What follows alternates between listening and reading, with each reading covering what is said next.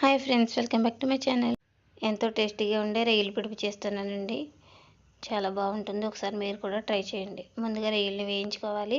1 spoon ఆయిల్లో రొయ్యలు వేయించి కొద్దిగా పసుపు, సాల్టు, కారం వేసి వేయించుకొని పక్కన పెట్టుకోవాలి. ఈ రొయ్యలు చల్లారిన తర్వాత 4 పచ్చిమిర్చి చిన్నగా కట్ చేసి పచ్చిమిర్చి రొయ్యలు కలిపి మిక్సీ పట్టి పక్కన పెట్టుకోవాలి. ఇప్పుడు అదే ఆయిల్లో కొద్దిగా కరివేపాకు వేసి వేయించుకొని పక్కన పెట్టుకోవాలి. ఇప్పుడు అదే ఆయిల్లో సన్నగా కట్ చేసిన ఉల్లిపాయలు, పచ్చిమిర్చి వేసి కొద్దిగా సాల్ట్ వేసి ఉల్లిపాయలు మగ్గిన తర్వాత 1 స్పూన్ కారం, కొద్దిగా పసుపు, అల్లం వెల్లుల్లి పేస్ట్ 1 స్పూన్ వేసి బాగా కలపాలి.